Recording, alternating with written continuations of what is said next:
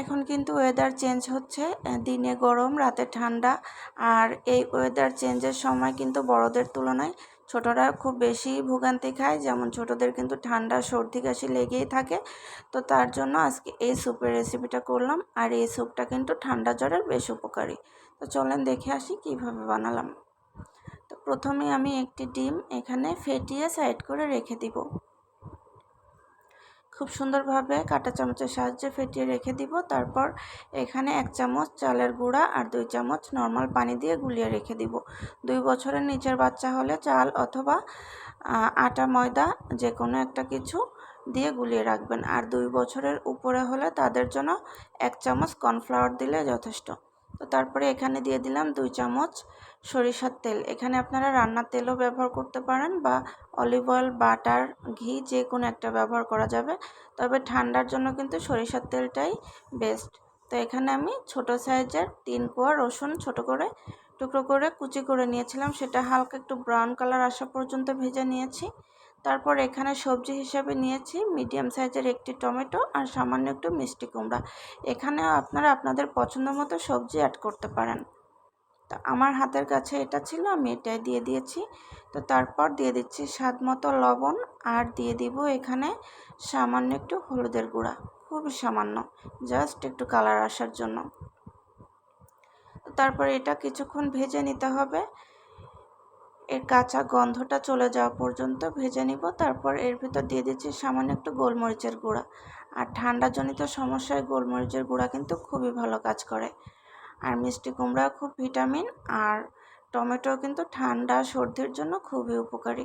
তো এখন সব কিছু একটু ভালোভাবে ভেজে নিয়েছি। তারপর এখানে দিয়ে দিব নর্মাল পানি। তো এখানে আমি প্রায় 3 কাপের মতো পানি দিয়েছি।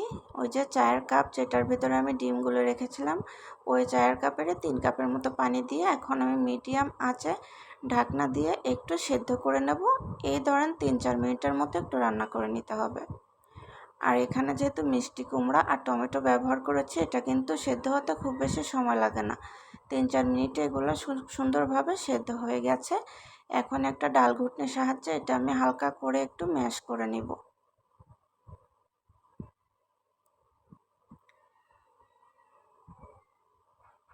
তো এটা খুব সুন্দরভাবে ম্যাশ করে নিয়েছি।